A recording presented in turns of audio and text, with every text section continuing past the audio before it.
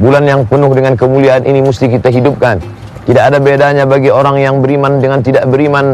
Bila waktu itu dia pandang hanyalah detik demi detik berubah menjadi menit, menit berubah menjadi jam.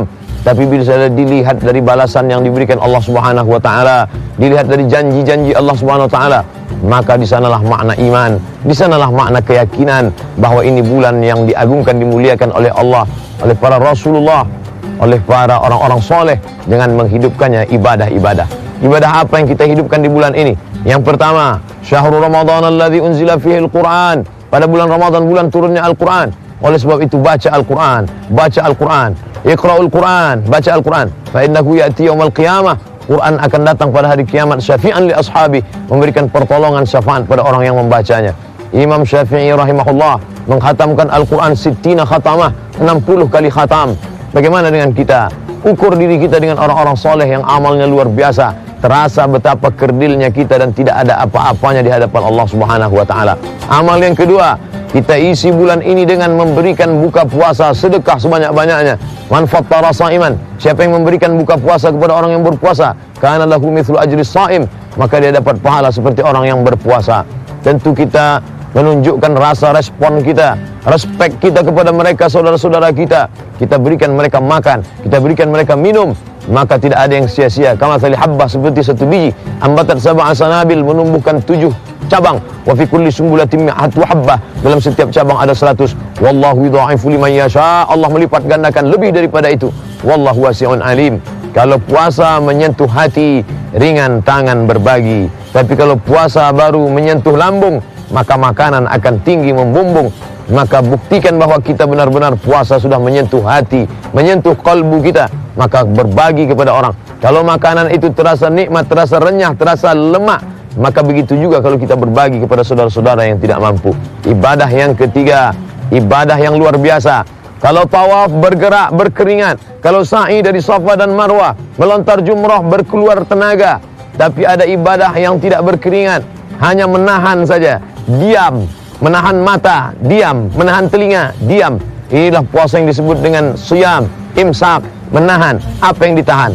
Tahan marah, tahan emosi, tahan hawa nafsu, tahan mata, tundukkan pandangan, waddul basar, tahan kata-kata. Man lam yada' qaula zur, siapa yang tidak meninggalkan kata-kata dusta, wal amala bihi, tidak meninggalkan perbuatan-perbuatan yang tercela, falaisa lillahi hajatun, Allah Subhanahu wa taala tidak akan memberikan balasan fi ayyada'a ta'amahu wa syarabahu. Dia tahan makannya, dia tahan minumnya, tak ada gunanya, karena dia tidak menahan hawa nafsunya demi untuk mencari ridha Allah Subhanahu wa taala. Isi dengan siam. Sedangkan yang keempat, isi dengan qiyam. Tegak, tegak, qiyam, tegak. Untuk apa dia tegak? Untuk mencari ridha Allah. Angkat kedua tangan, Allahu Akbar. Bagaimana Nabi Muhammad SAW tegak? Hatta tatafattara qadamahu, sampai bengkak kedua kakinya. Mengapa kedua kakinya bengkak? Karena tegaknya lama. Mengapa tegaknya lama? Karena ayatnya panjang. Ayat apa yang dia baca? Sampai pada suatu saat, satu rakaat dia baca surat Al-Baqarah 2 juz 4 lembar. Begitulah qiyamnya Rasulullah SAW. Ketika Sayyidatuna Aisyah bertanya, lima fa'alta hadha ya Rasulullah, untuk apa kau lakukan ini wahai Rasulullah? Qad ghafarallahu laka ma taqaddama min dzambika wa ma ta'akhkhar. Dosamu yang lalu, dosa yang sekarang, dosa yang akan datang sudah diampunkan Allah Subhanahu wa taala. Untuk apa lagi engkau beramal begitu hebat, tegak begitu lama? Jawaban Nabi singkat saja, afala akuna 'abdan syakura. Tidak bolehkah aku menjadi hamba Allah yang bersyukur? Ternyata syukur tidak cukup, alhamdulillah wa syukurillah. Dan yang terakhir, yang kelima, hidupkan bulan ini dengan tetap saling nasihat menasihati. Kalau mampu menasihati orang, sampaikan tausiah, sampaikan tadhkirah, sampaikan kultum, sampaikan ceramah pendek. Andai tidak mampu, maka paling tidak kita menasihati diri sendiri. Ambil pelajaran. Banyak kajian-kajian kultum, datang, dengarkan baik-baik. Man kharaja fi talabil ilmi, siapa yang keluar rumah dengan niat menuntut ilmu, fa huwa fi sabilillah, maka dia sama seperti orang yang berjihad fi sabilillah hatta yarji'a. Pulang dari kantor atau bahkan di kantor kita adakan kajian kultum bersama.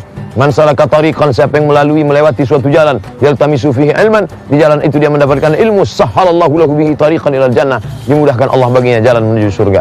Mudah-mudahan kita termasuk orang yang menghidupkan, menghangatkan, membangkitkan Ramadan dengan amal-amal ibadah.